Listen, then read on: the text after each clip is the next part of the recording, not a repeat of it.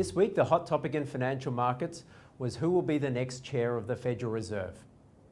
But first, we note that there was broad pressure on the US dollar over the week against all major currencies, which helped the Aussie dollar push a little higher. The US dollar lost some momentum early in the week after a war of words between President Trump and senior Senator Bob Corker. Corker, of course, is a Republican senator, and Trump is likely to need the votes of almost all Republican senators to pass his tax package, given that Democrats are likely to vote against it, so long as it is focused mostly on corporate tax cuts. With the US data calendar reasonably quiet after the very mixed September jobs numbers, the focus was certainly on Washington. The White House has indicated that a decision will be made on the next Fed chair within the next month or so.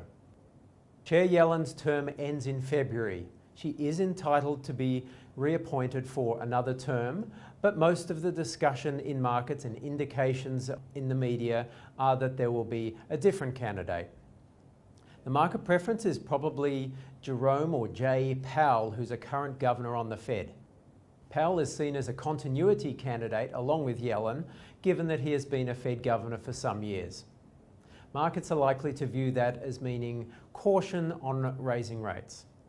In contrast, President Trump is reportedly also interested in former Fed Governor Kevin Warsh and Stanford academic John Taylor.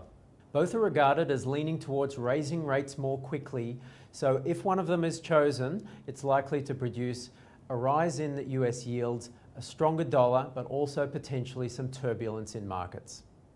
Australian domestic economic news had little impact on the Aussie dollar, but was mostly positive. Consumer sentiment rose almost 4% in October to a one-year high. It seems to be supported by strong jobs numbers recently. Still, consumer sentiment is not nearly as positive as business sentiment, with the September NAB survey showing ongoing strength in business sentiment well above historical averages. Commodity prices were not so helpful for the Aussie dollar this week. Chinese markets reopened after their week-long holiday and promptly knocked the iron ore price below $60 for the first time since June. It did stabilise somewhat after that, but overall this is not particularly supportive for the Aussie.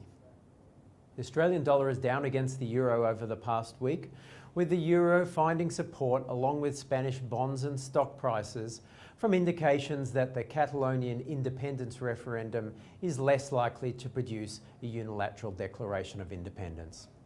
In the week ahead, on Tuesday, we have the RBA October board minutes, and we might finally find out who's going to lead New Zealand's next government.